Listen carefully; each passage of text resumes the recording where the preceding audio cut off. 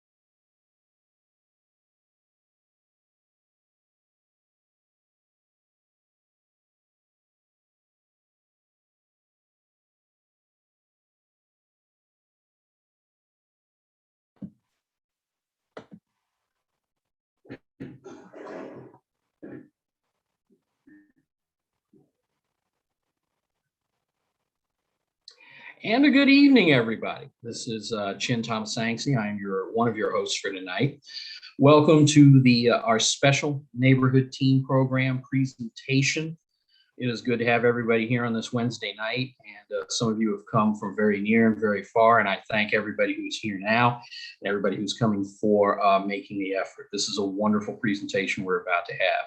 Tonight's subject is being presented to us by the California Earthquake Authority, and it's a wonderful presentation on living in earthquake country and the importance of earthquake insurance, which is, when you think about it, it's something that we definitely put into our financial disaster preparation pack. We want to talk about that. We talk quite often about what we do in the Community Emergency Response Team, which is what I'm a part of, and the Neighborhood Team Program.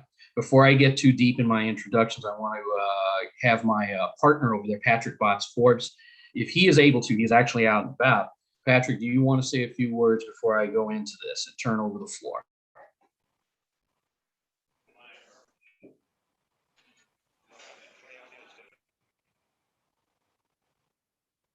Patrick? My audio just dropped on my head. Give me a second.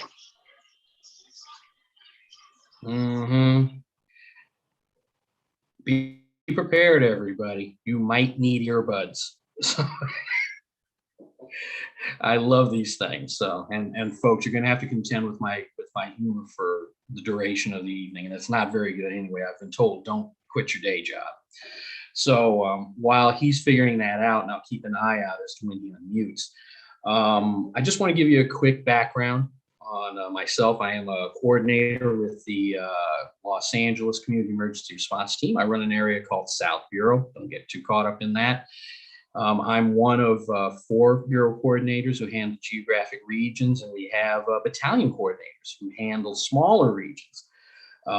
So we all have the great pleasure of working with our colleagues and our neighbors in preparing for disasters. So that's what we do. And many of us work at it like it's a second job, and Patrick too.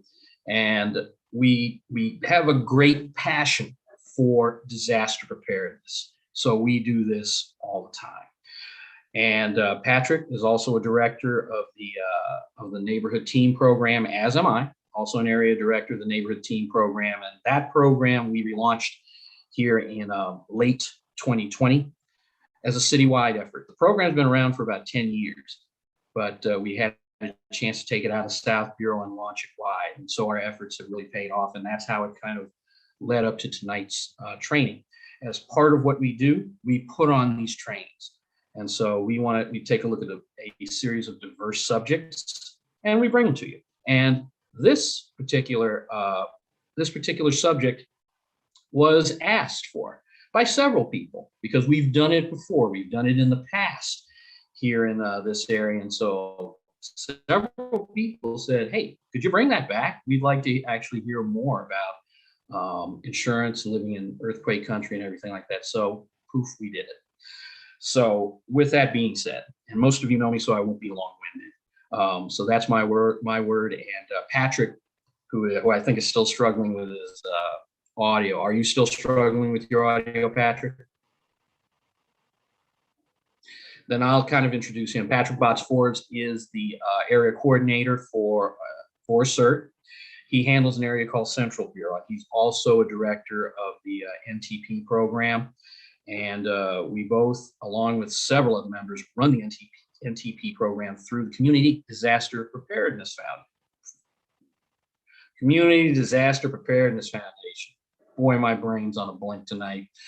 And that's how we run this little program of ours. So again, like I said, won't be long-winded, but that's Patrick. And we will go right into it. So with that being said, most of you are here because you want to hear about earthquake insurance, the pluses, the minuses, the myths, and we want to bring it to you. So without further ado, and I'm sure you're glad it's like finally he's not talking, I'm going to turn it over to Janelle Maffei. Let me know if I got your name right, but look at my name and I get to get everybody else's name wrong. Exactly. So, Janelle, the floor is yours. But I can relate. So I should try and pronounce your name out of respect. It is a pleasure to be here. And I'm going to start a presentation in a minute. And I'm going to turn my video off while I do that, just to preserve bandwidth. I think all of us understand residential internet is iffy at best. It's an absolute pleasure to be here. So let me give it a try to share my screen here. So I'm assuming that we're going to save questions for the end. And I will tell you though, there's sometimes questions come up and you kind of thinking, I just can't get the gist of this unless I ask this now. So Jen, I won't be able to see the questions or if somebody's raising their hand. So I'll let you handle that. If somebody absolutely needs to ask a question, no worries. And Janelle, I will handle that for you. Wonderful. And thank you for mentioning a very key point for me. I was going to let everybody know that in order to get through this presentation, and what we want to do is get through the entirety of the presentation, have a lively Q&A. So when you have questions, write them down, save them till the end, and then we will get you in there in that lively Q&A. Janelle? Wonderful. The floor is yours. Wonderful. Okay, so as I mentioned, I was going to turn this well, we're going to give it a try here. Let me see if I can move this out of the way. So Janelle Maffei, I am a structural engineer, and I'm the Chief Mitigation Officer with the California Earthquake Authority. And it is a pleasure to be here tonight. I have to tell you, I absolutely miss my in-person meetings around the state of California talking about all things earthquake.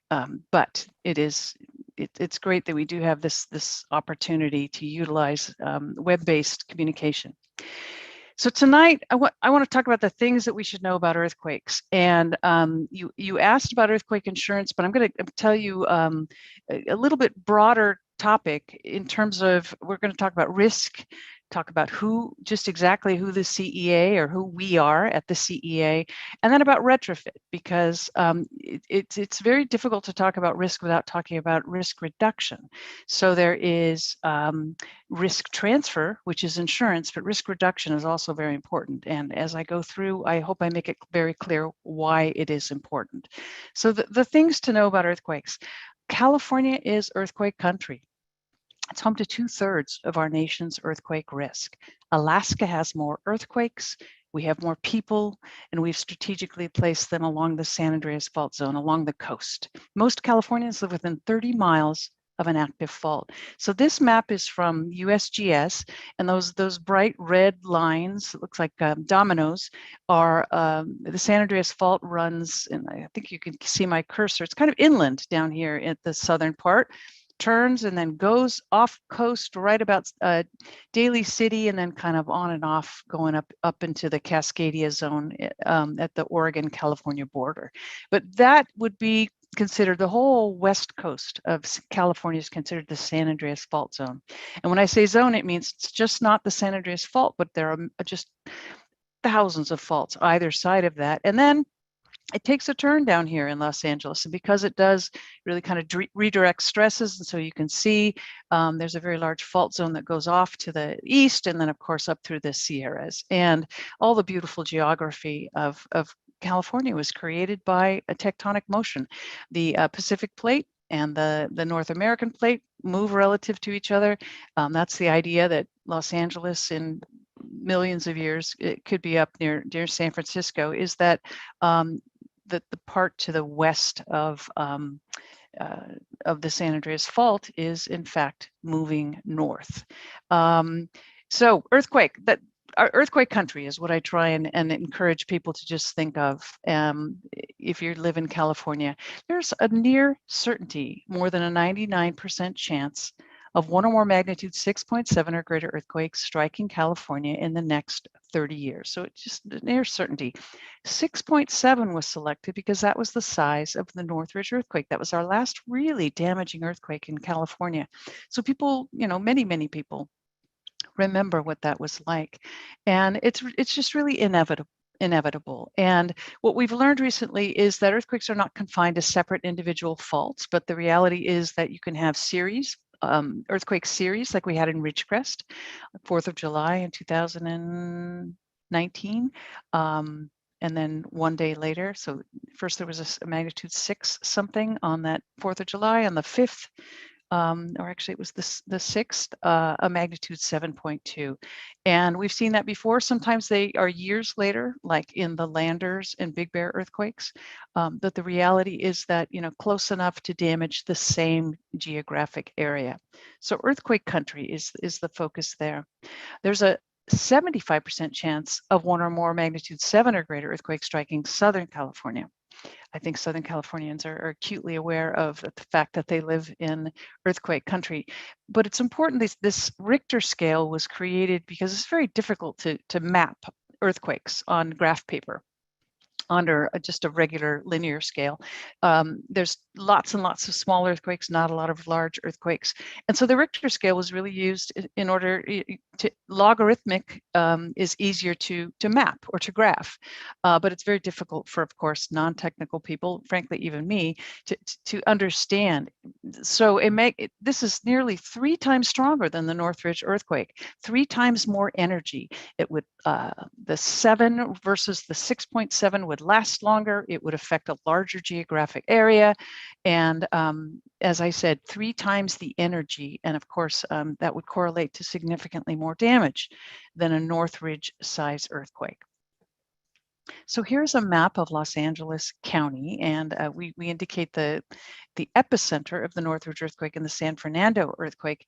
It's important to note that when a fault ruptures, it doesn't rupture in a little dot on the map. It ruptures along a length of the fault rupture. For example, the 1906 earthquake up in Northern California ruptured over 250 miles of that northern San Andreas Fault. So even though it's shown in a little dot, the affected area is really affected by how long that fault rupture is, how large the magnitude. And then when you look at the San Andreas Fault is very definitely out there to the east, but tremendous number of faults that run through the Los Angeles County area, as well as, what we learned in Northridge, blind thrust faults, faults that don't show on the surface of the earth. And so we don't know that they're there. So once again, rather than looking and saying, okay, well, I'm between faults here, once again, we just really encourage Californians to remember that they live in earthquake country. And I will tell you, as somebody who's communicating about earthquakes, there are some myths that we battle. And first and foremost, when it comes to earthquake insurance, it's very important to note that people think that my residential policy will cover me for earthquakes. And the fact is that earthquakes are not covered under a residential policy. They are absolutely separate. So is flood insurance. And it is just heartbreaking as somebody who goes out after an earthquake and talks to people who didn't realize that, did not know that. They thought that they were covered under their residential policy. The other is that the government will bail me out. You know, there's this sense of the white horse. The government rides in on the white horse afterwards. And in reality, that, you know, FEMA's responsibility is to respond to earthquakes. But if it is available, if the disaster is large enough and federal relief comes in, a presidential declaration must be declared. It's limited to urgent health and safety needs. The reality is that if a homeowner or a person in California has means, if they're able to afford a mortgage, they would be actually directed to the SBA for a low interest loan. So it's very important to note that government loans, of course, must be repaid. They are low interest, but you know, nowadays they're not all that competitive when you think about what we're paying for loans. But that would go on top of a mortgage, on top of you know, any debt that you have. And so it's very important. The government will step in, as we saw in Hurricane Sandy. We saw it after Katrina. The government will step in with funding. You know, Congress will come up with funding after an event. Somebody's turned on their microphone. They will step in and bring funding, but it's very important to note that that funding comes much later. It takes years to distribute, might be distributed by FEMA or HUD. And of course, all of the, you know, I don't want to use the word red tape, but all of the complications, of course, of applying and getting that help and then following the rules of that. You're certainly not in control.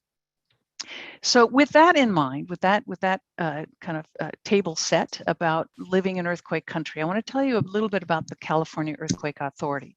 We are not an agency.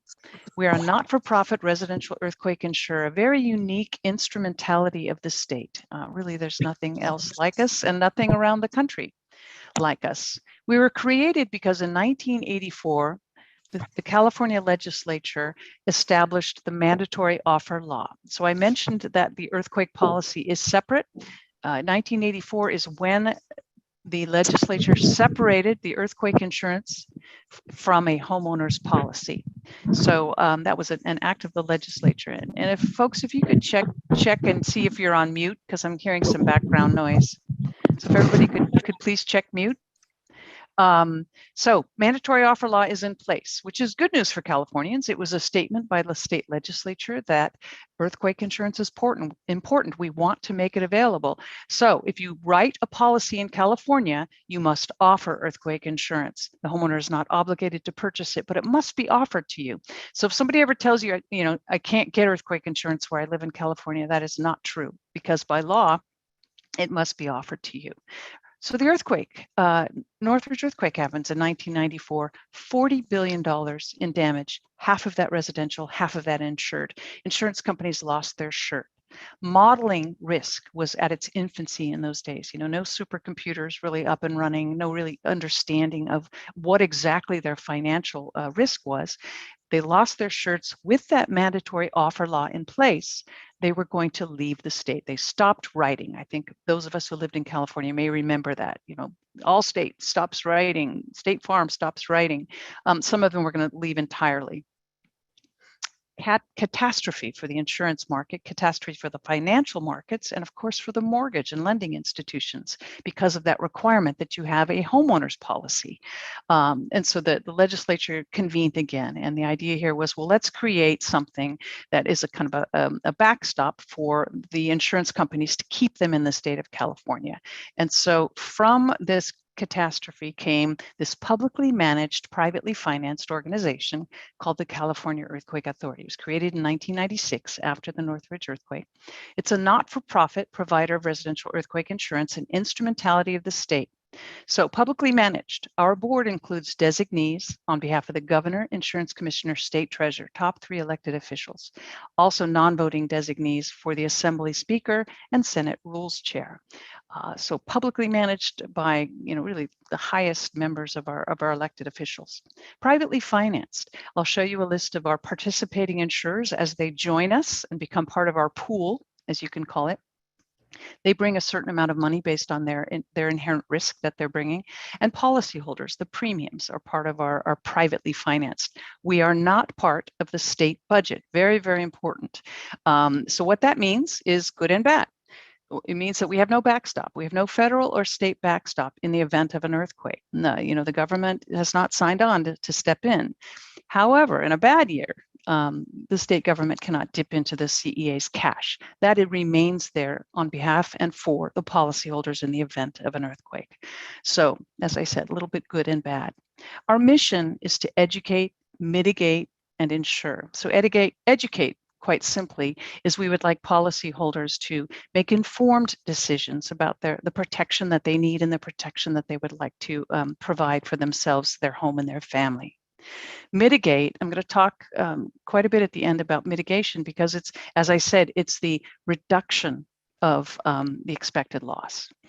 So there are things to do, not unlike when you're talking to your doctor and or if you're looking at health insurance, if you don't smoke, if you are a certain age, they know that that's less risk, and so of course your premium goes down. The idea here is we'd like to also keep people in their homes. We're part of this state movement for resiliency after an earthquake, and the idea of having tens of thousands of people displaced is a disservice to everyone, the individual who's displaced, the community, the state, and of course the federal government. And insure, of course, our core business is to insure. So just to kind of recap who the CEA is: residential earthquake insurance, over 1 million policyholders. We provide residential earthquake mitigation grants that I'll tell you a little bit about, our earthquake brace and bolt program, to help mitigate or retrofit single family houses in California. And then, just in case you've heard, we do manage the California Wildfire Fund. The legislature said you're going to do this. Has a separate board, separate financing. The funds do not mix with our earthquake funds. We don't do any mitigation with the California Wildfire Fund. That was put there by the government to back up the 3 largest utility companies in California. As we saw PG&E go into bankruptcy, we saw that this is a really serious problem for California. But let's talk about the insurance industry here for a little bit, and in particular, the California Earthquake Authority. The figure on the left is what we call our financial tower. And so in the event of a damaging earthquake from which we would need to pay claims, we start at the bottom and go up. Capital, we have $6.2 billion in capital, essentially invested cash. But that's not enough to cover our expected claims for the size of an earthquake that we're required to, or number of earthquakes that we're required to be available to make payments on. We have over $19 billion in payout capacity with $6 billion in cash. So what an insurance company does is they get reinsurance. Reinsurance is insurance for insurance companies. We have over $9 billion in reinsurance. And that's an important thing to remember. This is all because of the tax situation in California. It's all offshore and expensive, very, very expensive. We have some debt here, revenue bonds, a surcharge, way here at the top of policyholders, and then the industry. The participating insurers that are in our pool would be on the hook way up here in the event of just a gigantic earthquake. But let's talk about the reality of what this financing could cover. When you look down here, the Napa earthquake and Ridgecrest earthquakes were in the millions of dollars, with Ridgecrest out in the desert really being very, very low. Loma Prieta would be today, if it happened in the same location, the same size, would be a $1.2 billion estimated loss for the CEA. The 1868 Hayward magnitude 7 in the middle of the East Bay in Northern California would only be $5 billion. We could do 2 Northridge earthquakes with our current payout capacity, and even the 1906 earthquake would not exhaust our payout capacity. And the reason is that this top part right here, this number, 19.8 billion, was established so that we could cover an earthquake with a 1 in 400 chance of happening in any year. Now, it's hard to imagine how big that earthquake or series of earthquakes is. It's pretty close to the Dwayne Johnson earthquake. I mean, has such a low probability of happening. That's a really important thing to understand. You know, these lower ones have a higher probability of happening. The smaller earthquakes, the very, very, very large earthquakes, as you can see, 1906 is up here. Very, very low probability. If you look at the probability on an annual basis, it's you can't get enough zeros in front of the probability for you and your family sustaining damage in that large of an earthquake. And I want you to remember that, because the CEA is really at a crossroads, and we are a public institution, and so we talk openly about the situation of our organization. And at our last board meeting, we talked openly about essentially the financial situation that we're in that with the current understanding of the risk in California, if you want to stay at that 1 in 400 level, changes have to be made. We made really significant changes to our policy in 2016, and people loved them. And so we had this tremendous increase in take up of our insurance. We went from about 7,000 new policies every year to, I think in 2016, 80,000, the next year 50,000, which is fantastic. Our job, our charge is to get Californians insured. But the reality, and particularly in the current financial markets, is that this reinsurance cost in order to cover that is becoming so large that we're faced with either raising premiums, changing this number up here, this total that we need, or perhaps changing the policy and what's available. And so we're undergoing, we just had a public forum yesterday to talk to groups, consumer groups, insurance groups. We're talking with our board, and we're looking for our alternatives, because with our charge to make earthquake insurance available across California, frankly, we're dealing with some very serious issues. And I think most people understand when I say, if you join the CEA tomorrow as a policyholder, you bring all your risk and you bring 1 year's premium. So I think all of us can understand the kind of the basic setup of an insurance pool and our challenges. Now we're ready to meet these challenges, and as I said, we're in the process of working with our board and consumer groups to understand. It could be that we move this number down so that we don't promise to pay for these outrageously large, low probability earthquakes. Perhaps we change the policy. People really loved the policy changes that we had, the number of deductibles. But it's important that you note that. The other thing that we want you to know is that the California Earthquake Authority is the largest provider, but we are not the only provider. And we do not consider other companies to be our competitors. Once again, our charge is to try and make sure we have an earthquake insurance available for Californians. So what I recommend to people is that you check with your broker. I'll show you how you can find you can find what your premium would be with a California Earthquake Authority policy on our website, very easy. But the other companies, you'll need to get a quote from your agent. And so we recommend that you shop around, look for what you need, look for what you want. The California Earthquake Authority could be one of those companies that you look at, but we strongly recommend that you do look, because other companies may have different things to offer and may be able to offer it at a less premium. So once again, on the California Earthquake Authority site, we have a free estimate, and you go in and you put in what kind of a home you have, what kind of policy you want, and you can play around with the policy, the deductible from 10% to 25%, coverages, whether you want a deductible for a separate deductible for your contents. So the event of a small earthquake, perhaps where you have content damage but not structural damage, you don't have to trigger that structural deductible in order to get any claim. So lots of great information. It can really help you understand earthquake insurance, and then use that information to, once again, is to look around to see what is the best policy for you. The other thing it'll show you for an older home pre-1980, and I'm going to talk a little bit about the vulnerabilities that affect the amount of damage that you'll get. if you have a retrofitted house, it'll show you how you put that in, and you can get up to a 25% discount on your premium for that retrofitted older house. So lots of information on our website, and in particular, this free estimate. One thing I also wanted to mention about the deductible, we found after the Napa earthquake in 2014 that, as I said, the people who thought that they were covered by their homeowner's policy, that was really distressing to us. But the other thing we found is that people really didn't understand the deductible for earthquake insurance. For example, if you damage your car, you take it in, you actually have to write a check out to go in and recover that car from the auto body shop.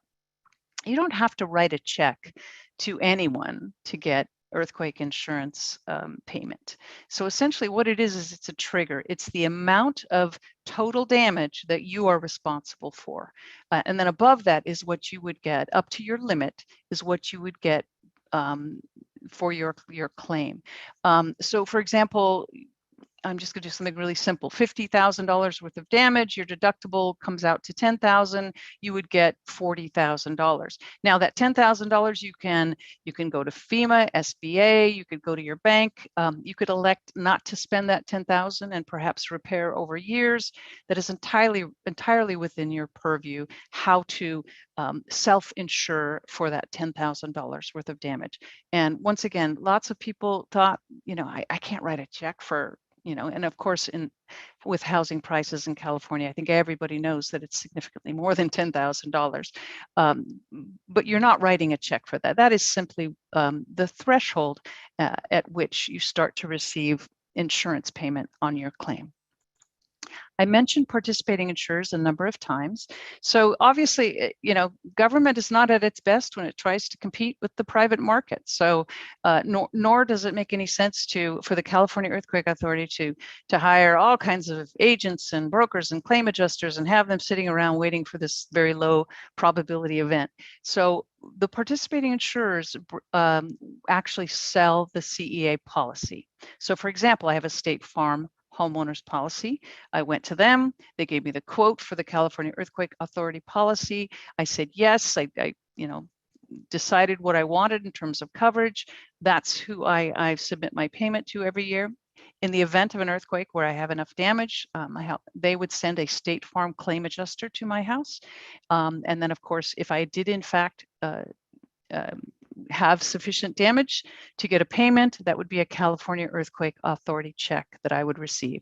So California Earthquake Authority is behind the scenes, managing that fund, managing the ability to be there for the policyholders, but your relationship with your insurance agent is still right at the forefront of the entire process. And once again, particularly the claim adjustment process.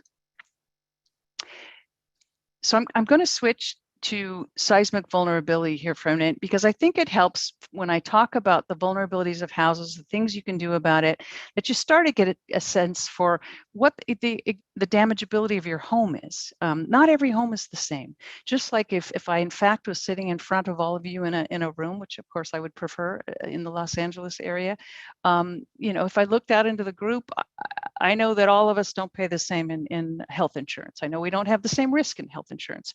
Our gender, our age, our race, our history, our health habits, what we eat, how much we drive during the day, all of those things affect all the pieces that go into establishing the premium for our health insurance.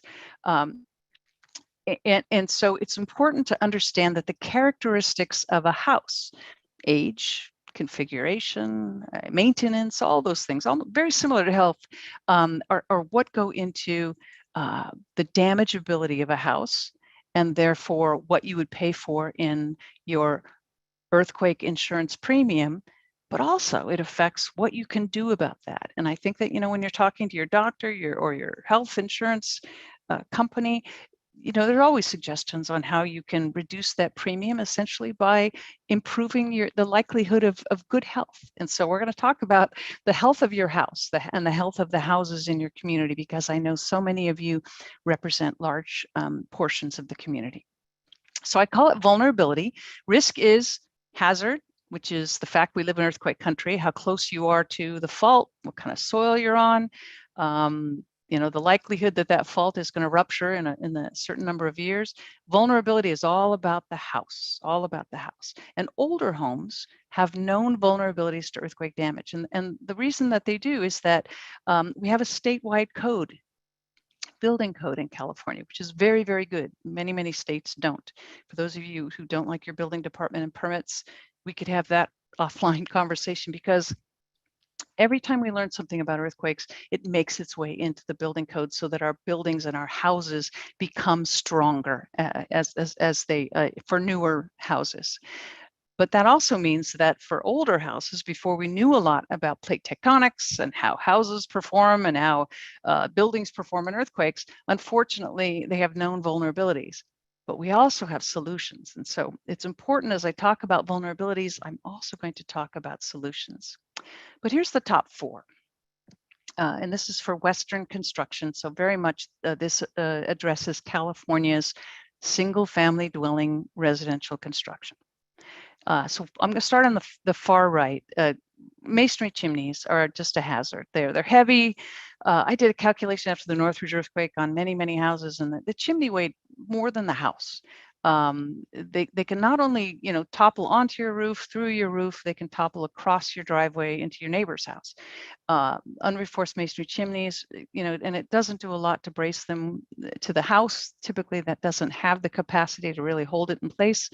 The reality is they should come down, and it's expensive to bring them down. But I think we're finding that wood burning fires are becoming something of the past. And the reality is, if a homeowner has the opportunity to put in a metal flue or a metal insert, that might be the time to put a plywood box around it rather than this very incompatible, heavy, dangerous masonry chimney.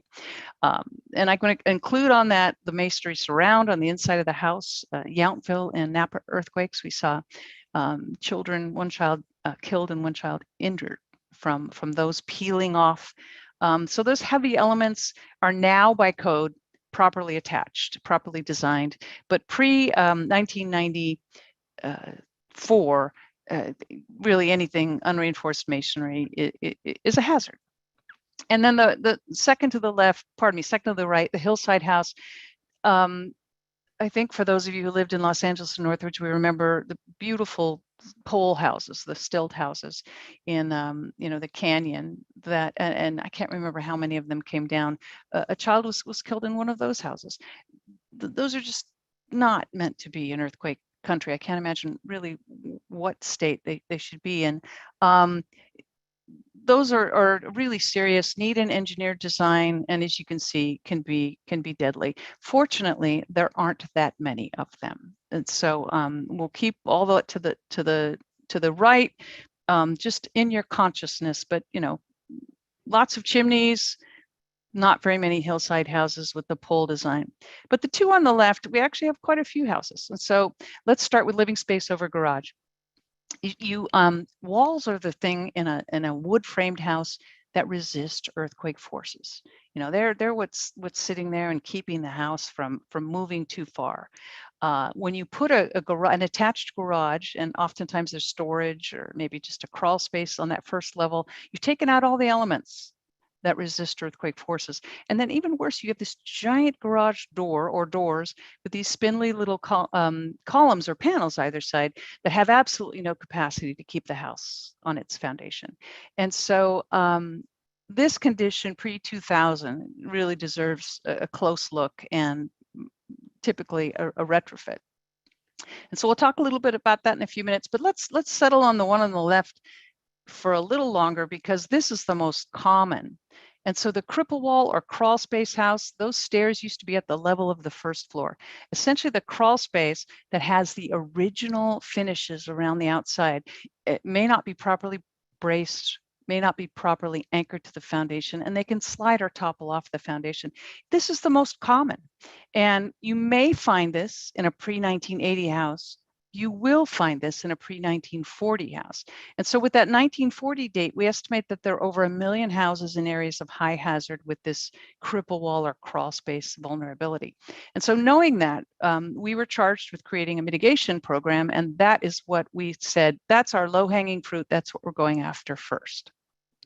So there's that house. And once again, this was the level of that floor. So this came down. Now, no one has died in a collapsed cripple wall house in the history of California earthquakes, but you can see how they could. When you come down that far and you've got furniture in the house and you've got, things moving and racking, this can be actually very dangerous. It is also very disruptive, very costly. The family moves out. That's a red tag on that house. And in the Napa earthquake, people who had to move out of their cripple wall house, on average, could not return for more than 2 years. That's how long they took. Less than 6% insured in Napa. And that's how long it took for them to, while living in another house, find the financing, get the permit, shore that house, recreate the new foundation underneath, and then repair all the damage to the structure above. More damage from the Napa earthquake. You can see this house came down and flopped down a good 12 inches away from its original position. It can be very dangerous. Egress blocked. This porch came down and blocked the front door. You can imagine that if there was an elderly person or person with any kind of mobility issues with egress blocked in the front, maybe something similar, or stairs moved in the back, at the same time broke the gas line. They're extremely fortunate that there wasn't a fire while this egress was blocked. More Napa earthquake, this beautiful Victorian. This woman had been working on restoring this house for just decades. And it looked like this the morning of the earthquake. It actually came down off of that, like a block, came down. The house to the right, red tagged because of their neighbor. They did not come off their foundation, but they were red tagged. She went on social media and reported that the estimate that she got just to shore her house was $300,000 and to rebuild that foundation. And then of course she also had significant damage because that house came down, a good 2 to 3 feet. So there's the problem. What's the solution? The solution is called a retrofit. So retro, going back, but it's important to note that retrofits don't earthquake-proof a house. I could design you a concrete bunker that would be pretty darn close to earthquake-proof, but there really is no such thing as proof. It's a little bit, anybody who tells they can blank proof anything is probably significantly exaggerating. What it does do, though, is it makes damage less likely, and it makes the house more likely to remain habitable. The idea that you could shelter in place, that, yeah, you might have walls that are cracked, you might, be without power for a couple of days, but you and your family are not looking for a place to move, the kind of damage that's repairable, and the house is likely to be habitable. So we created the Earthquake Brace and Bolt Retrofit Program. It's a grant program. And we are just about at 16,000 retrofits statewide. We started in areas of high hazard, which meant that we started in Oakland, California, and we started in Eagle Rock, Los Angeles neighborhoods. Have been growing like an amoeba ever since. And our grant provides up to $3,000, retrofits the crawl space only. We don't retrofit the whole house, just the crawl space. Currently, the program requires that you're owner occupied. We're in select zip codes, significant portions of Los Angeles County out to San Bernardino and into the Coachella Valley. We found that the retrofit averages about $5,200 in California, significantly more expensive in Northern, but less expensive in Southern California. In fact, the vast majority of the the retrofits out in the San Bernardino County are very close to that $3,000 grant. And the median or average in LA is closer to $4,500 or $4,000. So really cost effective, and particularly with this $3,000 grant. one of the things we find, obviously, as a structural engineer, I'm aware that when I say crawl space, when I say wood first floor, people will look down at their oak floor or their, and say, yeah, I have a wood floor. Well, I'm talking about the framing of the floor. So we have information on our website so that people can understand some simple visual cues to help them to identify if they have this vulnerability. The house will have, 2 to 6 steps up to that first floor. It will have vent holes so that it's venting that crawl space, and there'll be an access door either in the side or perhaps in a closet inside the house. And once again, the retrofit of this house will afford an owner who has selected earthquake insurance up to 25% discount, because currently the house is priced for that kind of damage that we just saw, which is significant. And so it really makes a huge difference to the habitability potential of the house, as well as the damage. We did research that indicated that to retrofit this kind of a house can save as much as $200,000 to $500,000 in high hazard areas in California, depending on the obviously the size of the house and the replacement cost. So $5,000 retrofit, hundreds of thousands of dollars worth of damage, plus displacement, plus paying for that living expenses. You can see that this is seriously one of the best ways to look into financially protecting your family in the event of an earthquake, with the consideration that earthquake insurance on top of that is significant amount of financial security. So let me just describe what the retrofit is. Essentially, a contractor or a talented do-it-yourselfer can do this. Contractors do this work in about 2 to 3 days. They go under the house into that crawl space. And the idea here is to drill down and put a new shiny anchor bolt with a washer on it. This piece of blocking, this new piece of wood here, it was put in so that they have a nice flush surface to put plywood on. So here's a tall crawl space. Contractors love this kind of height. It's a lot easier, but they come in with a roto hammer, they drill a hole, they put the blocking in between the studs here, put plywood with vent holes, and then clip the top of the wall to the floor. As I said, 2 to 3 days.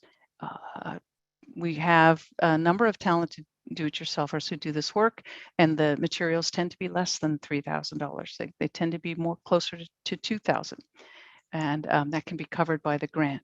A little shorter crawl space.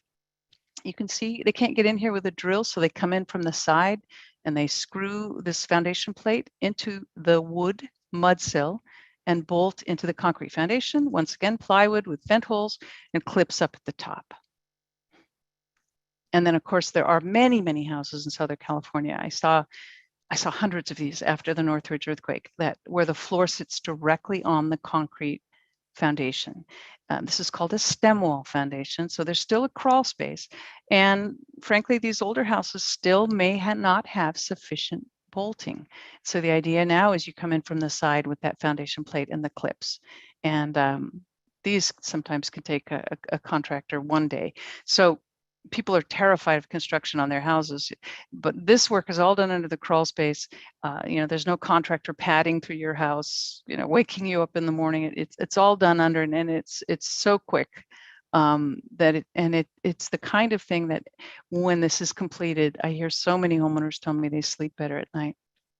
And then our program, registration is currently open, is excited to be introducing a supplemental grant for low-income households. So we are going to be providing additional grants on top of that $3,000 that for most homeowners will meet 100% of the funds needed to retrofit. And so we're pricing it in Northern California and Southern California different, and for that cripple wall and stem wall condition differently, so that we can get as close to 100%. And we're also going to be providing funds kind of early in the process as a low-income homeowner might need, for example, when the permit is taken out. So we just lost our recording. No worries. So really excited to be able to, yeah, there we go, to provide those. So essentially, we're going to be in the EBB zip codes that we are already in.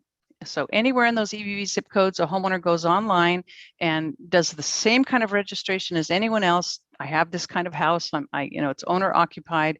But then if it says yes, you in fact can register. They can also, in the future, if they're selected for the program, they can come in and provide income information to show that their household income is less than $72,080 to be eligible for those additional grant funds. Still pre-1980 house, and as I said, in zip codes. So let's take a look at where those zip codes are. We're up in the Eureka area, very high hazard up in Eureka. Large swaths of the San Francisco Bay Area, Sonoma and Solano County up in Ukiah, and then once again, large swaths of Los Angeles from Santa Barbara, Ventura, all the way down into the Coachella Valley. Huge areas, Raymond Fault. There's so many faults out here in the middle, and of course, lots of older construction. Let me tell you how we selected the zip codes. We took the USGS maps that map the probability of a strong ground shaking, and we ranked zip codes in California from 1, I think, down to 2,700. Then we took the number of pre-1940 houses and ranked zip codes as well, and we weighted those 50-50. So this was not looking at income. It wasn't looking at, who we knew, what, or who, begged us the hardest to get in. It was based simply on risk, on location, and on vulnerability. And once again, as we get more funding and as we open, every time we come out in registration, we add more zip codes. So it's important that people know that, because when I'm just almost at their zip code, I try and encourage them. So why do you apply for the grant? It can cost you tens of thousands to hundreds of thousands of dollars to repair. Once again, in often, your family having to move out, you having to continue to pay the mortgage and find the funding. The largest obstacle to retrofit, to any construction, is finding a contractor, and we know that. So we've created a contractor directory on our website. Once again, we didn't do what government shouldn't do. We didn't go out and hire all these contractors. They are not our contractors. We don't warrant or guarantee them, but rather they have to take a FEMA training to get on the website. We list them, we make them available. We encourage homeowners to get more than one bid, let them know you have more than one bid, and to do your due diligence, to ask for references and all the things that you would do in hiring anyone to come and to work on your home. But you can search by zip code for contractors who do this kind of work in your area. And in fact, when we use FEMA funding, it's required to use the contractors off the list. It's important to note that we do have examples of showing us that retrofit works. These are 2 houses that I found the day of the Napa earthquake. This is a picture taken a few weeks later. We actually ran into the homeowner of the retrofitted house on the right the day of the earthquake. He came walking out. House to the left is red tagged off its foundation, and they're virtually identical if you look at them with the exception of the porch. And the guy on the right hadn't made the correlation between what he had done under his house in the crawl space to the performance. And I had to remind him, because he said, I guess I was lucky. And I said, no, in fact, what you were smart. And for a couple $1,000s, I said, you're still living in your house. Now he had some damage. He had absolutely some damage. The house, everything in the house moves, but the house on the left not yet reoccupied 2.5 years later. So it's important to note that it does work. So registration for that Earthquake Brace and Bolt program is open through December 1st. And lots of information about the program on earthquakebracebolt.com.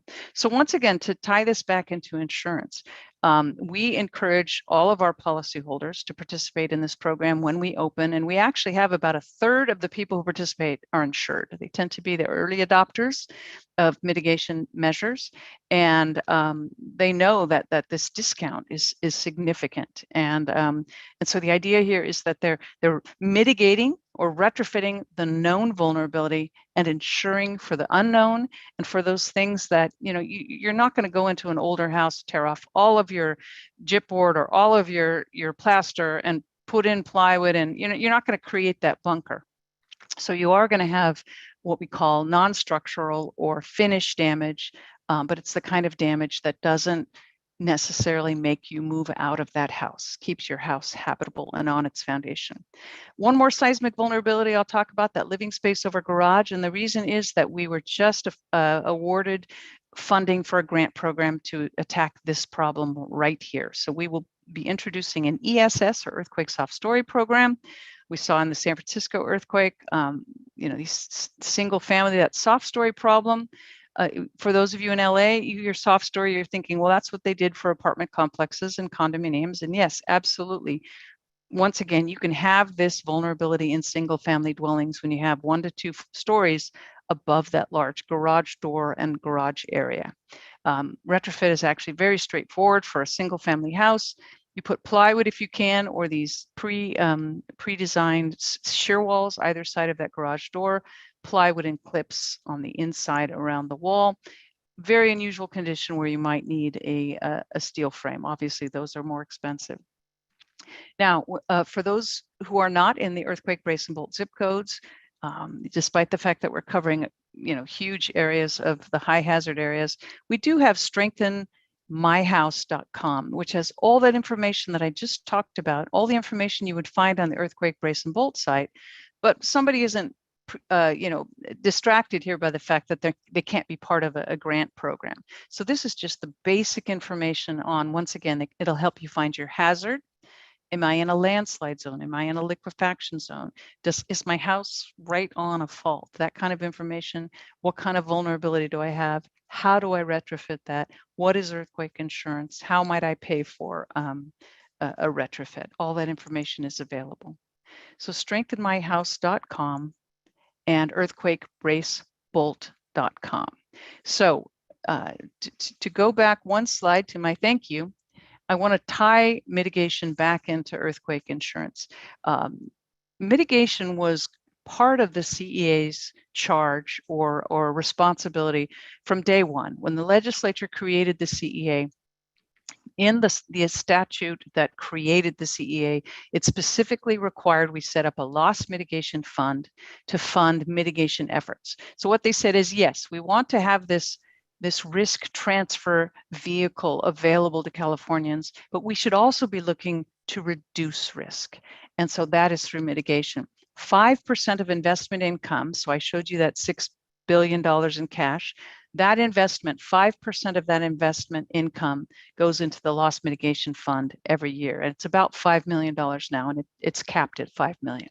So that's what we utilize for our administration of the earthquake brace and bolt program, as well as what we'll use for earthquake soft story. But we have been able, with that money, to secure FEMA funding. We're currently operating a $24 million FEMA grant that we're putting directly into houses in California. We were just awarded another $5 million, and we have many, many applications for millions of dollars that we can be the local match, we can be the administration, and then put that FEMA money right into California homes to make them more resilient. By doing that, we're trying to float all boats. We're trying to not only retrofit the houses that we are, but increase the understanding that there are things we can do to reduce our risk. And with doing that, our intent is to make earthquake insurance as affordable as possible for Californians. As I mentioned, we are at a crossroads, and we do have some challenges, but we will continue to endeavor to mitigate as many homes as we can, to offer a hazard reduction discount to people who do with our earthquake insurance, to try and keep our earthquake insurance as affordable as possible and make it available to as many Californians as possible. And with that, I am happy to stop, and I'm going to stop sharing so we can actually have some FaceTime here and answer questions. And Janelle, I'm going to come right out of the gate and ask a question that I know several people have asked in chat and was already in my head. What options do we have for renters in the Southern California area and in Los Angeles? If I remember correctly, about 60% of our population is renters. Yeah. What options do we have for those folks? So the California Earthquake Authority, in terms of insurance, has 4 different kinds of policies. One is the homeowner. So, that's a detached home. One is for renters, and it is one of the most affordable insurance policies that you can get. You must have a companion what is it called? Fire renters policy, but really inexpensive. And what it covers for renters, oh, let me finish the other two, mobile homes and condo owners. So for renters, what it covers is contents, and you can choose, the limits. And it also will provide you with some funding if you have to move out of the house or the building. And I think for renters, you understand you have no control over the structure, whether it's mitigated, whether it's retrofitted. It may be utilities that are down. It could be that fire sprinklers let loose. Water damage is one of the common reasons that people have to move out of commercial structures. And there you are. You've put all of your money into that first and last and security deposit, and now you're looking for temporary housing. So renters insurance is truly one of the best investments that you can make. Homeowners and mobile home are very similar. It's based on the replacement cost of your home. So the same amount that you insure your structure for fire is what you insure your house for earthquakes. Condos, it's from the studs in. It's contents, it's loss of living, cost to have to move out for a short time for the same reasons, as well as you can insure a certain portion of what you might be assessed by your homeowners association on other common damage. So there are earthquake insurance policies available for renters. Now, I want to also comment on our mitigation programs. I specifically said owner occupied because that's what it says in the legislation. And the reason that they specified we would start there is they didn't want us to be taking what are really limited funds for mitigation and to be giving them to the large corporations that own huge portfolios in California. What we're hoping to do soon is to change the legislation so that we can open our grant programs to, for example, the mom and pop who owns 3 or 4 houses in the city of LA. My parents did, they inherited them from their parents. We want to encourage people who have renters, and especially since a large proportion of our low-income residents are living in rental properties. So I'm committing to you that we're working very hard to expand our mitigation programs to the rental community. All right, that's a great question. And for everybody who's out here, feel free to ask questions. How do you answer a question? Ask questions. You can raise your hand. I'm looking in the chat right now, and one of our participants, Tracy has been she's been on fire. So she's got several questions out there, and we'll mix it in with everybody else so we can get everybody else in there. So if you've got questions, raise those little hands out there. Do that little hand thing or whatever it is. Whatever it is we do here in Zoom. And Tracy's first question, which I think is easy. Can participants get these slides emailed to them? Absolutely. Okay, then we will endeavor to do that. And for everybody who's here, we'll get those slides out to you. And another question she has, do you encourage earth movement endorsements for liquefaction or subsistence? Yeah. So liquefaction, liquefaction is this unique phenomenon that happens when you live on granular soil, which is, think sand. So there's lots of space in between it for water to move through, and a water table, frankly, that's quite high. And so it, a little bit like, I've got a sparkling water can here, put it in your Rice Krispies tomorrow morning on top of your milk and then shake it. Eventually this can will go down to the bottom of your bowl because this granular sand, the water percolates up, and so it loses the ability to keep your house where it was, nice and level and at the top of the soil. And liquefaction zones are common near bodies of water, lakes, rivers, creeks, ocean, lots in the Bay Area, and there are liquefaction susceptibility maps for the area. Now, there are some who feel that those maps overstate a little bit for single family dwellings because these structures are not quite as heavy. And frankly, I think you should retrofit your house for the crawl space or cripple wall deficiency, even if you're in an area of liquefaction.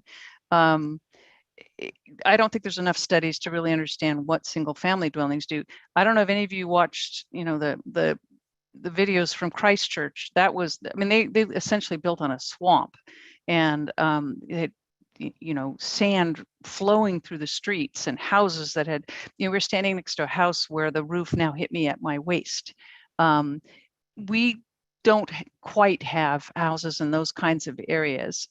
What you might get is, like an inch of deformation or of settlement relative from one side of your house to the other, but costly.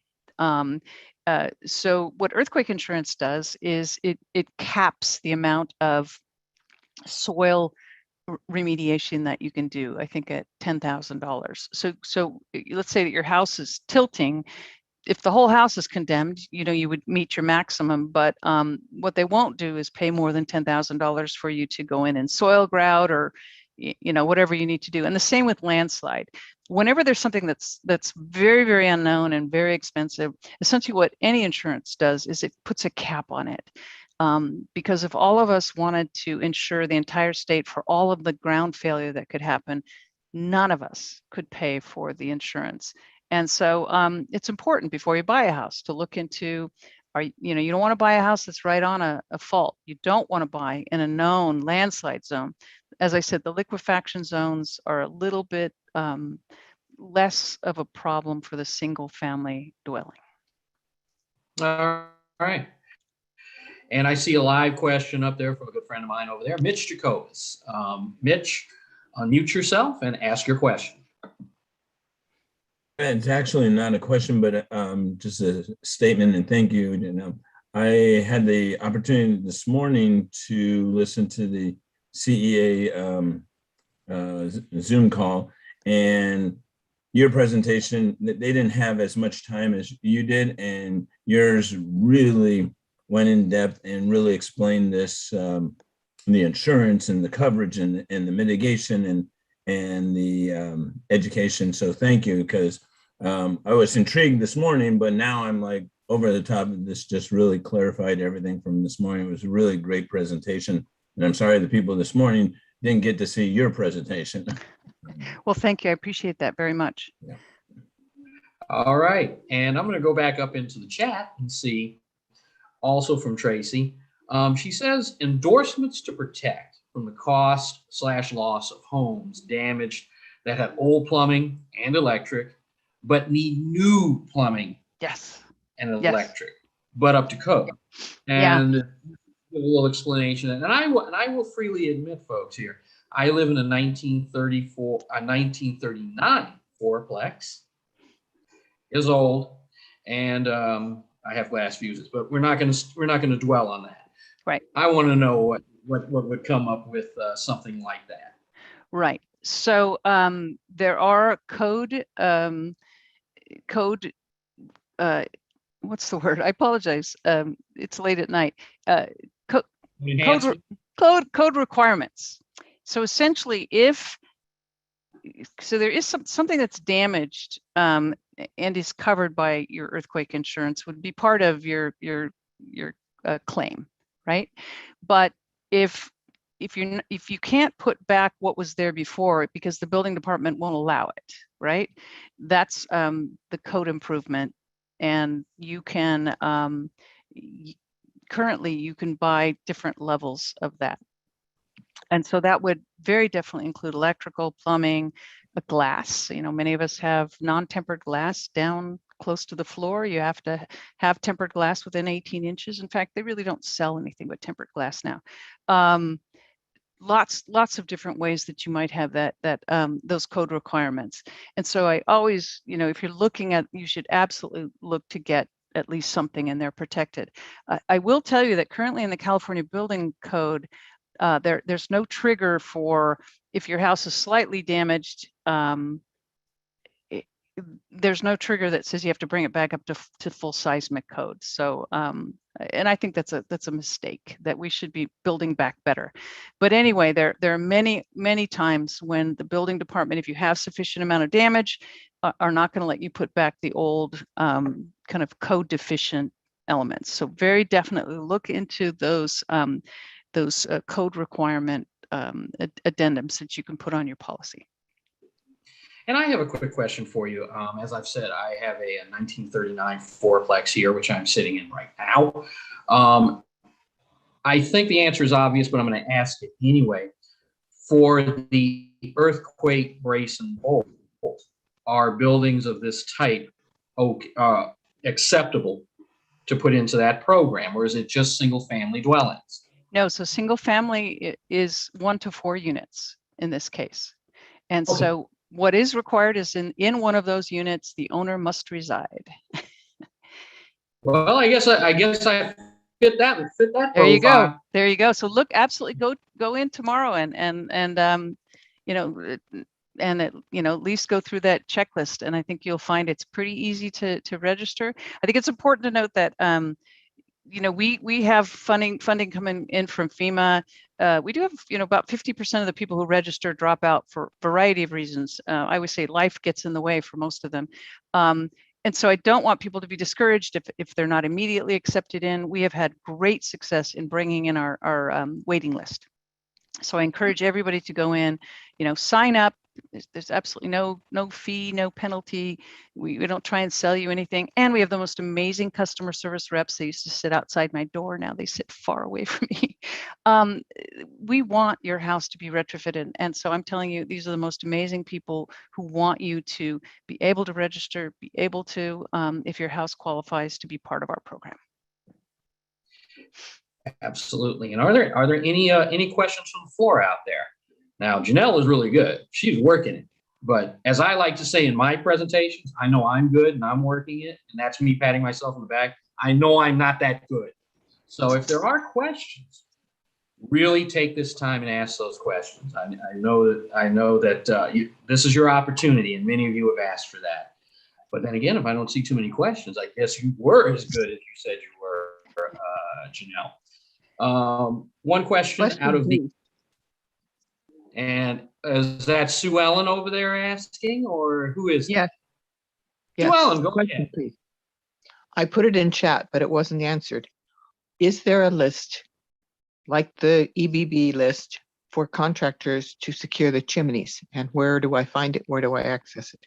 So once again, the structural engineering community is no longer recommending that you secure your chimney. I mean, in order to do that properly, you really should have a structural engineer design it, because it's so much weight. And I see these spindly little straps, and I don't know how many screws they put into a 2x4 roof rafter. So there are no prescriptive plans to do that where a contractor could do it without an engineer. So with apologies, I don't recommend that you do that. They really should. They should come down. But one of the things you can do is you cut it off at the roof. Don't take it all the way down. Take it down to the roof. Or in LA, they took it down to the box. The big part. And then they add a metal flue. They build a plywood box around that, and you could even put some kind of veneer on it to make it architecturally compatible. So I am not aware of any contractors who say that they do this. And as I said, with apologies, because I know it's expensive, I really don't recommend that you attach it to your roof. All right. Very expensive. I've already checked it out. Can't do it. Okay, thank you. All Thank right. you. And a question from the chat says, the Cascadia subduction earthquake and tsunami is a great risk to the Northern California area. How will inspectors inspect homes when roads are down for months or years? And that's a great question. Yeah, it's interesting because I did years of post Northridge, and there's a significant amount of damage, and there were some areas that because of maybe a fire, and most of the fires were gas related, that you didn't have immediate access to. Obviously, when there was a significant building in an area like the Northridge Meadows, the CSU Northridge, the parking garage, if you're in one of those areas, but that cleaned up pretty quickly. The difference will absolutely be, and we learned these kinds of things from the wildfires, is the sharp little windy roads up in the hills where you have landslide or you have trees fall. Those folks who elect to live in these gorgeous places, unfortunately, come with geological hazards as well. And so that will take some time. But for the most part, if you're in an area, pretty flat, or, no known landslide, and I think they'll be fixed up pretty quick. We were looking years after the event, looking at houses because the insurance company we worked for, I was a consulting engineer then, paid to have anyone in their portfolio who wanted to have a structural engineer come out and look at their house could do so. And so I looked at a spectrum of damage from very little or no damage to significant damage, which was very, very educational for me. And that took years, but most of the claims were able to be at least, preliminarily processed, probably within, that first year. I will tell you, there are people who tell you, at least wait a few weeks for the aftershocks to kind of settle down. Yeah. I see what you mean. Yeah. And Georgia Brewer put into the chat. So a policyholder does not necessarily have to repair or rebuild, ? Say you're at ground zero. Major quake happens and the house is destroyed, blown up, turned to matchsticks or whatever. You may not want to rebuild at the same place, or you may not want to rebuild at all. Does the policy still hang? Yes. So that's a very important point that you brought up, because I will state that you and your lender, if you have a mortgage, you and your lender have a completely separate contract, separate from any insurance company, that you should make yourself aware of. Because there may be a lender who, after an event, is not happy with you keeping a house where you haven't at least made some very basic repairs, and frankly, the building department and health department are not going to allow you to live in a house that's unsafe. So there's kind of a basic level of repair that may be required by outside parties.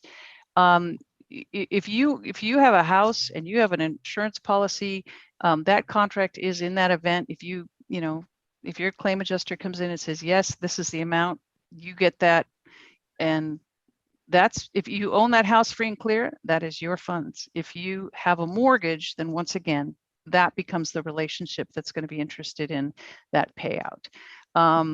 You can apply for SBA loans for the deductible. I want to make sure that everybody heard me say that. And an insurance policy does not affect the application to FEMA or SBA. All right. Mm-hmm. And a little ways down here, it's like I'm kind of working the chat. Anybody else want to come up live? If so, make sure you put those little hands up and I will recognize you. But little piece here. Oh, I'll come back to the chat. I was getting a little lonely. Deborah Manson, Leimert Park, come on in. Unmute yourself. Okay. Hi, everyone. Thank you. I have a question. It might be redundant, but I'm not totally clear. In the event of a major earthquake and it is damaging to property, but as a result of the earthquake, you have a fire, or like you said earlier, maybe a tree falls on your house. How is this covered under the CEA? My understanding when I was talking to my insurance company is that if there's a fire erupts as a result of the quake, then the insurance company is responsible for the fire. Correct. And then I have one more question after that. Thank you. Oh, yeah, no, you're absolutely correct. A fire following earthquake is covered by your home insurance. And I can't tell you how many times I've been at an event and somebody kind of tells that sick joke about so light a match. Yeah.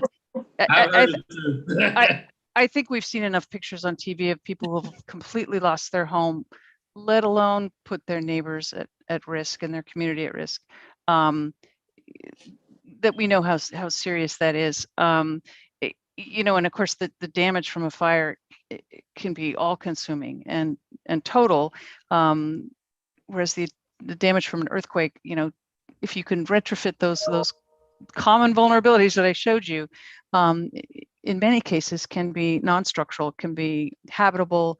So I think most people would prefer to have their home afterwards. So, but you are absolutely correct. It is the fire policy, your homeowner's policy that would cover fire following an earthquake. Anything else, damage to the car would be your car insurance. But damage to your home is covered by the earthquake insurance policy, with the important caveat that there are some things that have a cap, like chimneys and soil remediation, and I can't remember there, but there's a limited number, but they do have a cap. Okay, and that includes a tree falling on your house, or there's a flood, like the pipes break. Yes. And there's a flood in that's under your homeowners. Correct. Policy. No. The only thing that's covered by your homeowner's policy is the fire following earthquake. And then as I mentioned, if there's damage to your car, that would be your auto insurance policy that would cover it. The damage to your structure from something that is in fact earthquake related, the tree, the water, your neighbor's, chimney, that's earthquake insurance.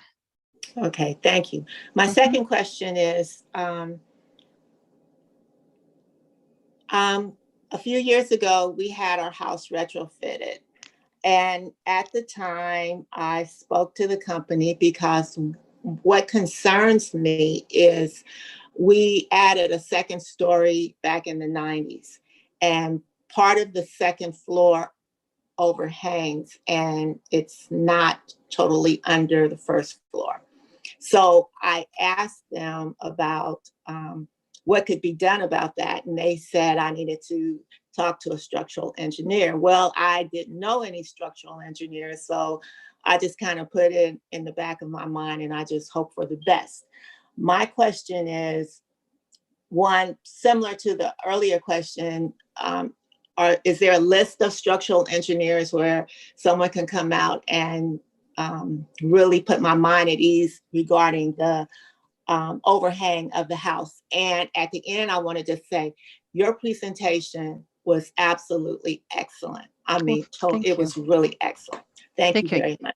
I really appreciate that. And in fact, yes, we do have we call it a design professional, because in the state of California, the reality is an architect is actually legally can do this kind of work. We don't have any architects, as I know, that are registered, but we do have civil and structural engineers in a directory on our website as well. And I thank you for reminding me of that. So these are the typically small firms, oftentimes single engineer, who do single family dwellings and do a lot of work in seismic retrofit. And you can also search for them using your zip code. So thanks for that reminder. Thank you.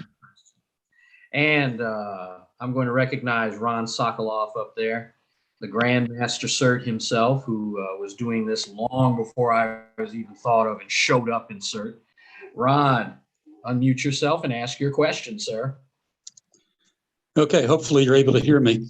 I can. You can, great. I was just wondering, Janelle, first of all, the presentation is absolutely fantastic. I really appreciate the work that you're doing. I have a real quick question about insurance in general. Is there any way to have more than one policy on earthquake, or are you limited to just either CEA or private owned? I apologize. That is a question that I don't know, and I apologize for not knowing that. Like if you think about it, New Zealand has EQC has a government policy, for kind of like the first, I think it's $100,000, and then you can get a private policy above that. I don't know the answer to that question. That would be a question for your agent, your real estate agent. You are required, when you get an earthquake insurance policy, to insure for your coverage A, which is the same amount of replacement cost that you have for your fire policy. So I'm trying to think there. What you really need to do for yourself is to cover your deductible. So I'm not sure what's available to cover your deductible. There are parametric products. So parametric is that nobody's coming and looking at the cost of your house. They're going to offer you God,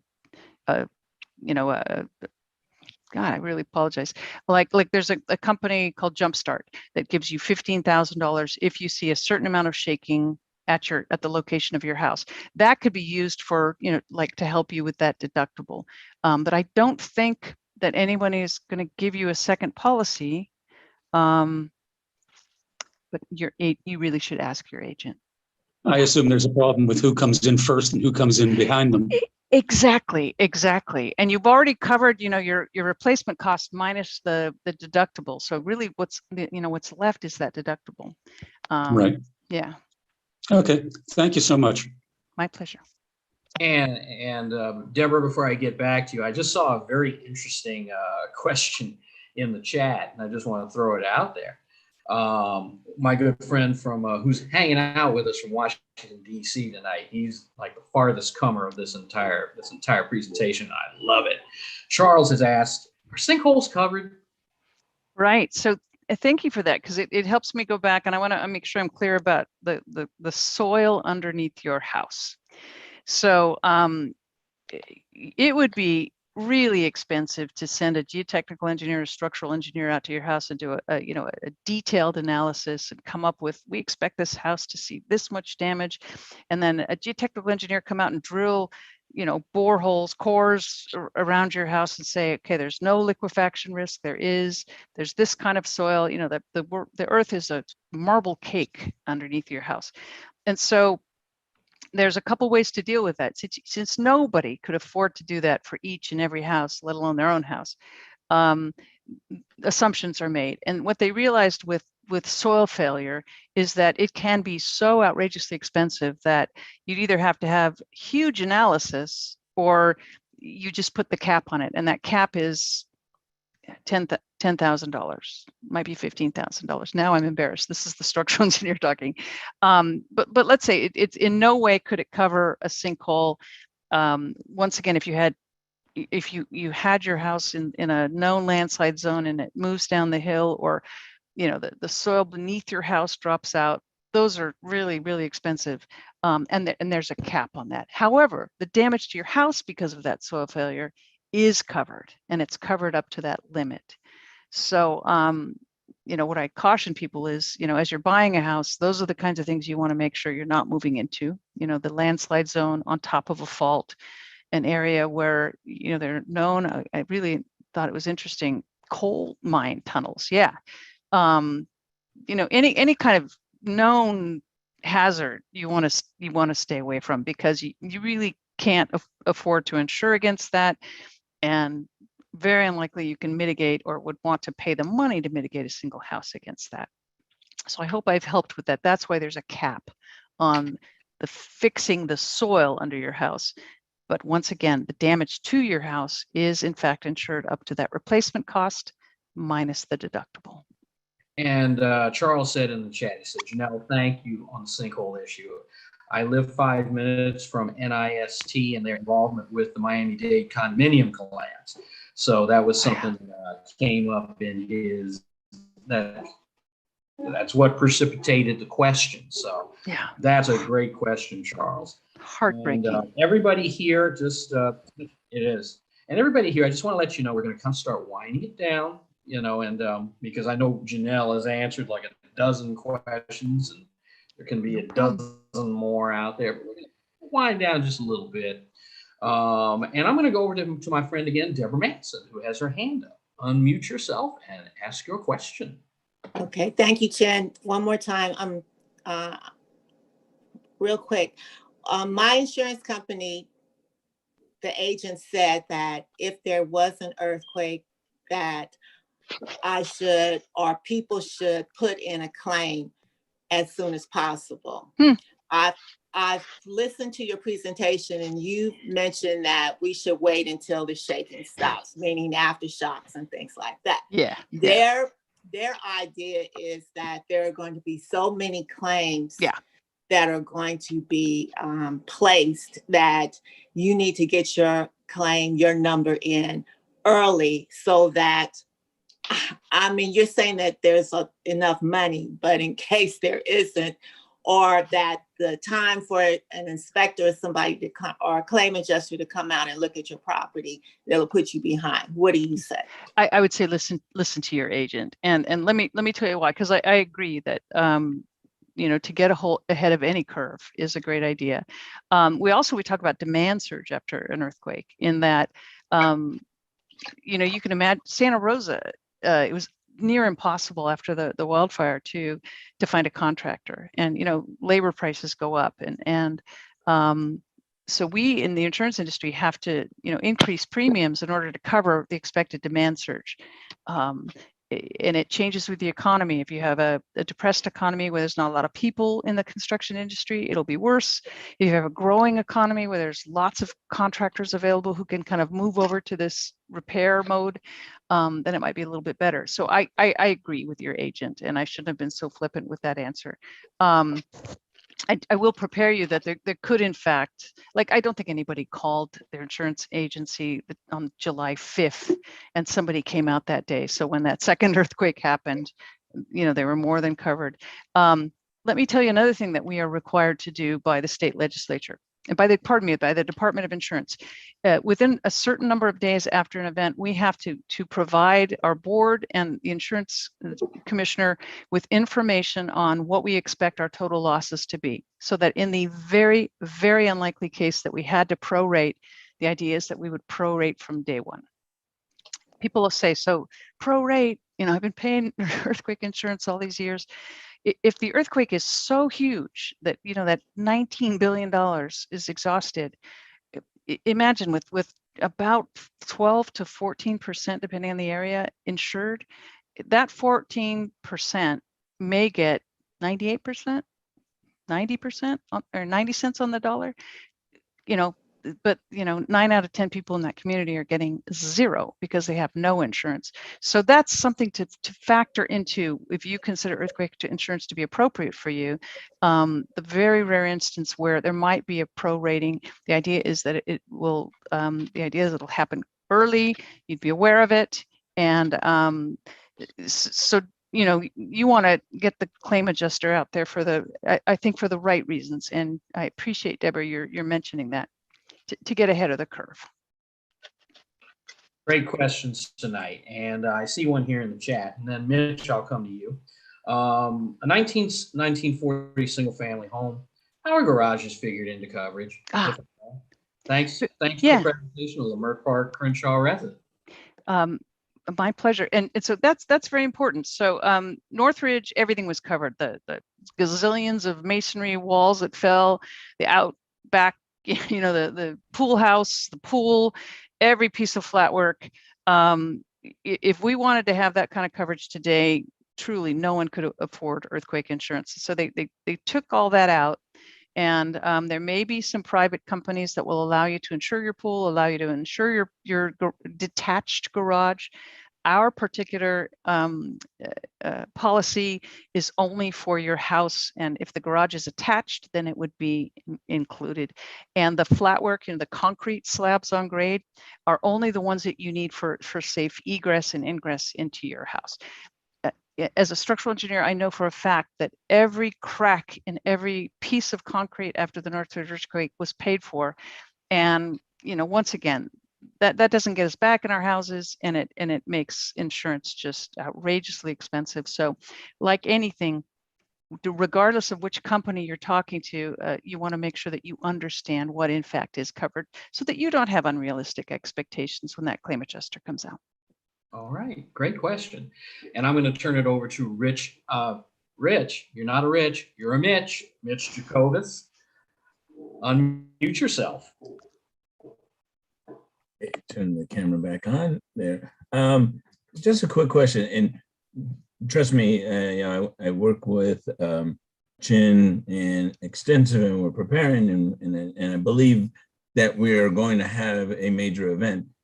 My question is on the stats that you gave in the beginning, and I hate to say this, but for 30 years, they've been saying within 30 years, we're going to have a major event. Yep. So, does it just each year just get bumped out 30 years because we didn't have an event? No. The probabilities are continually updated. So the idea is that we have had an unusual quiet period between the Northridge earthquake and now, with San Simeon earthquake, Yountville earthquake, Napa, Ridgecrest.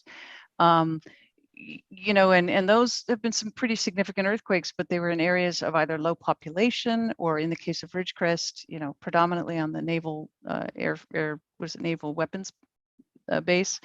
Yeah, China Lake. Yeah. Yeah, so they weren't in areas of you know, dense urban environment. But also, if you look geologically, you know, at a kind of a probabilistic thing, you might have little, you know, like they have a tombstone map that USGS did with lots of earthquakes before the 1906 earthquake in the Bay Area. And then the 1906 earthquake happened, it relieved stresses in the area. And so there's been this long period of no large earthquake because all of that stress was released, right? But we are now entering into a period where, you know, there's been, you know, these plates continue to move and they're locked. And so that movement is just, you know, building up as potential energy in you know, either side of the fault. So we could have another large one in the Bay Area, but not as big as 1906, and we could see another one 10 years later. So, you know, geologic time is you know, really long. And when you try and impose that on, you know, human beings, you get these statistics where you go, hey, you know, but we haven't seen that. So a couple things. One is they've happened in areas that are not densely populated, didn't have large dollar amounts. You put those two earthquakes in Ridgecrest in the middle of LA or in the, you know, the East Bay where I live, and we're talking about billions of dollars worth of damage. They just weren't a direct hit on our urban environment. Gotcha. Thank you so much. Mm-hmm. All right. And are there any other questions out there? It's like, I think it's like I'm winding it down a little bit because there's a whole lot of questions. We could go on this for like days and days, but anything out there that's pressing? I think I've gotten through a lot of stuff in the chat. I'm going to save the chat and I'm going to look for anything I may have missed, but I think I got through the salient points.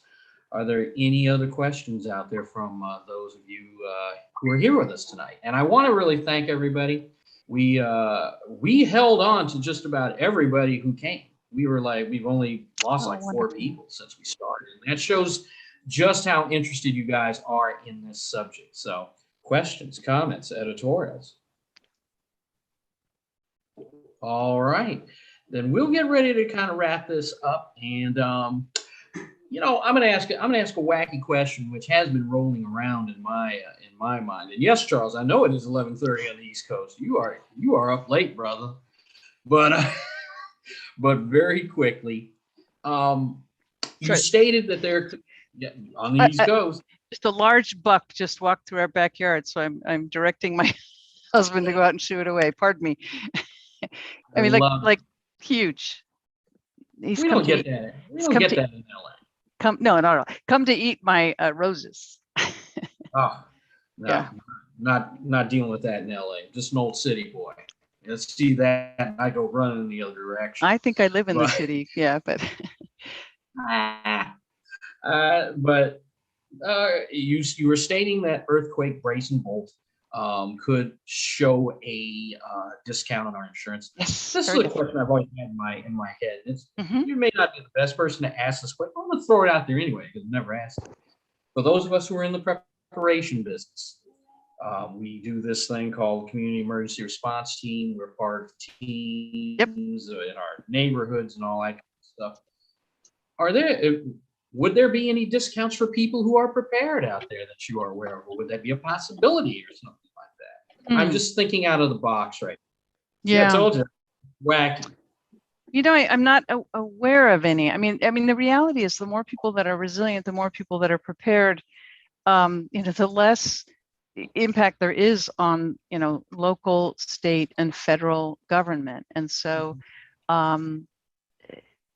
I'm a strong supporter of, you know, opportunities to reward good behavior.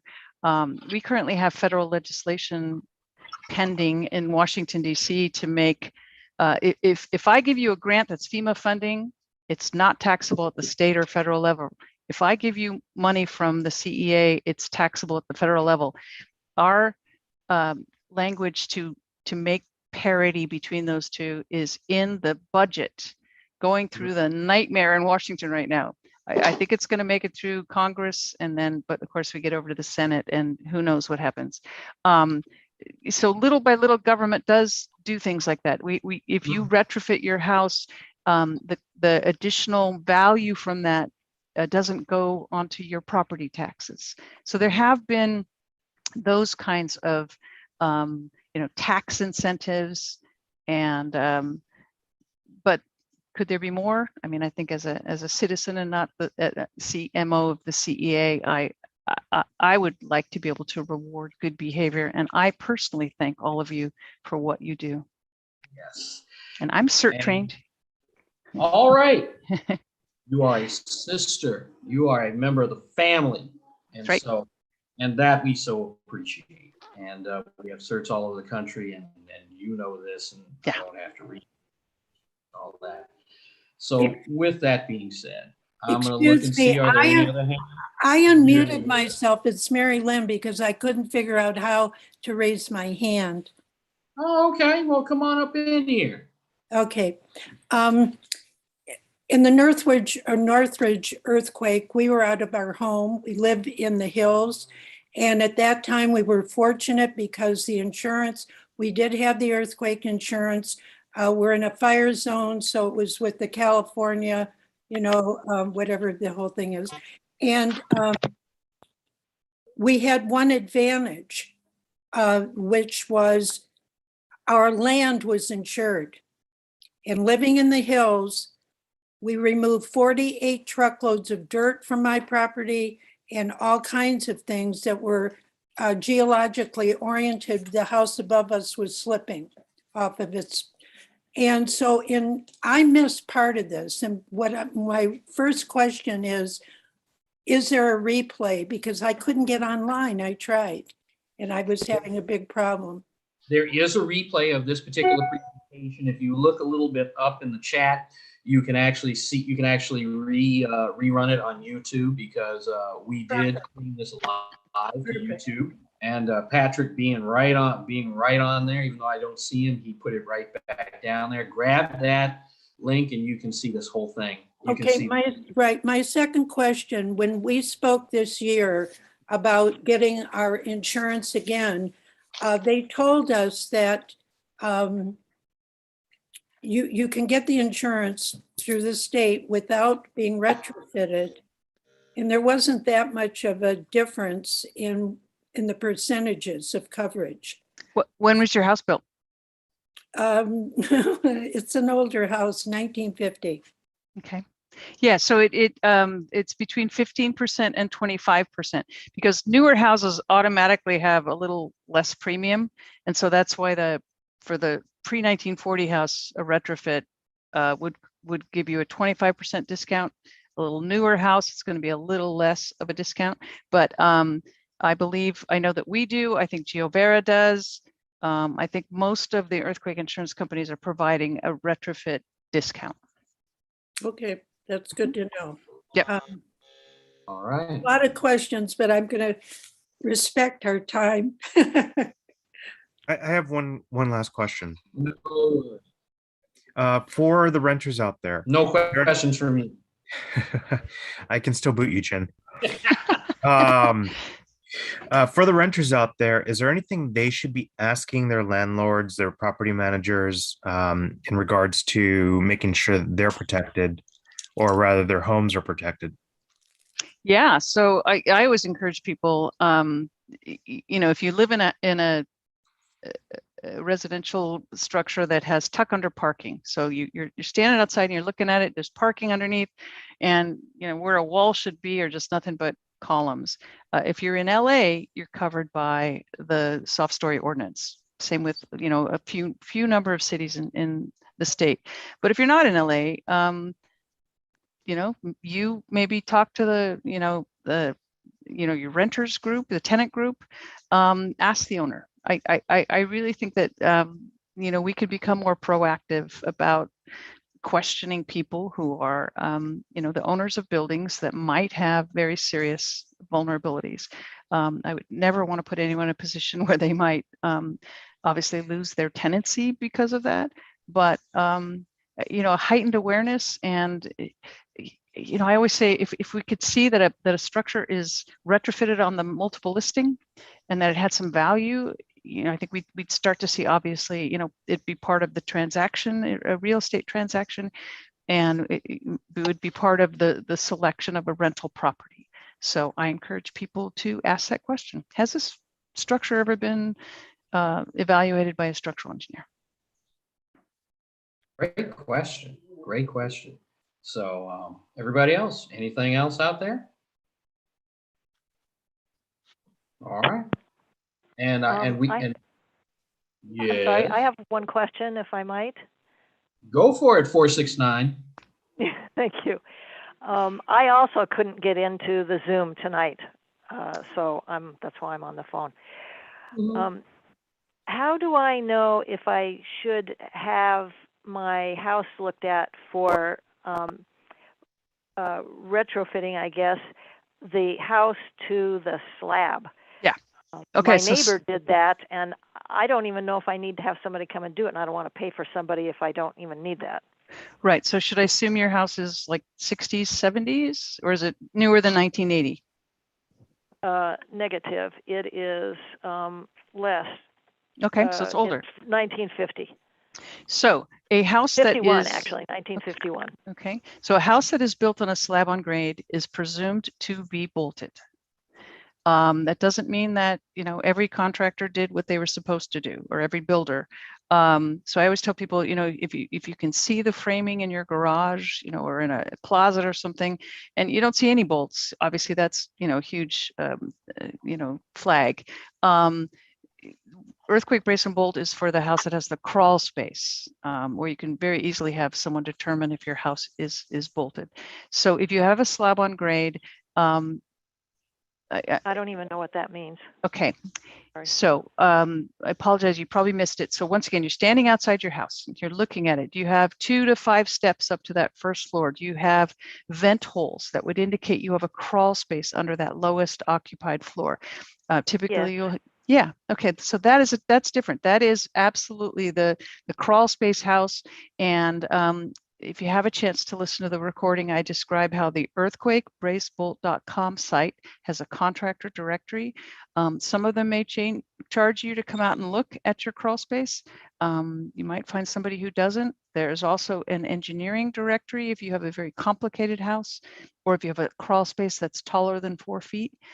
So there are professionals who can assist you in that. But earthquakebracebolt.com has some videos. It has an animation that can help you take a look at your house to determine if you have this crawl space condition that might have that vulnerability. All right. Thank you very much. And if I listen to it, will I find your name and who you're employed by, or yes, something Janelle like that if I Maffei. listen to it? Yeah, and I'm a structural engineer and the Chief Mitigation Officer with the California Earthquake Authority. You will find it definitely on that replay. And again, Patrick has placed the link right here in the chat. I can see it right here. And there we go.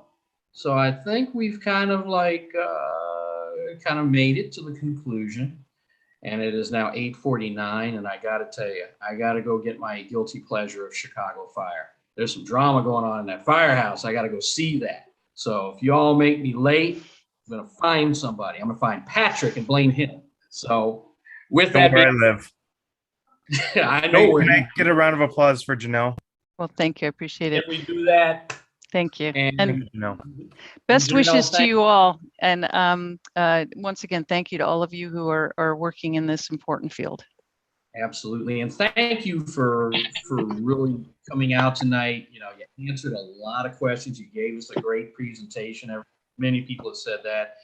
And hopefully we'll have you guys back in soon. As you may or may not know, when I contacted you folks, we had already been working with a gentleman who put on a great presentation, and Mark Toohey, he's doing something else right now, but he turned this on to you, and we're going to forget all about him. No, I'm just kidding. He's a good friend. And we really enjoy working with you guys with these presentations. So big round of applause again. And for everybody else tonight, thank you for joining us on this very special presentation. We will be doing this again. There will be other subjects coming. And and these are out of the box subjects. You know, we talk a lot about our light search and rescue and medical operations, and that's all good. But there are things that we will bring you that run parallel with what we're doing here. And this is one example of that. So with that being said, we're going to conclude this. Janelle, thank you. Have a great night. You have a great holiday, and hopefully we'll see you in 2022. And the same goes to everybody else here. Have a great night. Be safe. We've got some other trainings coming up next week. Patrick, you want to tell them about next week's training? Next week's training is going to be on hazmat awareness. For those of you who have taken the basic training courses, you're very much aware that what you don't see can kill you. And you need to be aware as you're approaching a situation, do an assessment of it, size up, identify signs that there might be something dangerous there. So that's next week. You do have to sign up on the Eventbrite. And for those of you who were able to log in, we are requiring a Zoom login now. Otherwise, we have 50 people show up as anonymous. So unfortunately, you do need to have that account or create one, or we will be live streaming it on YouTube again. And everybody, thank you. And that's pretty much it. I want to give a shout out to my friend Charles, who's back east. He's still hanging in there with us. It's like, you're a better man than I am, Charles. But everybody, have a great night and be safe, and we will talk to you soon. Have a good night. And again, before you leave, try to get that link to the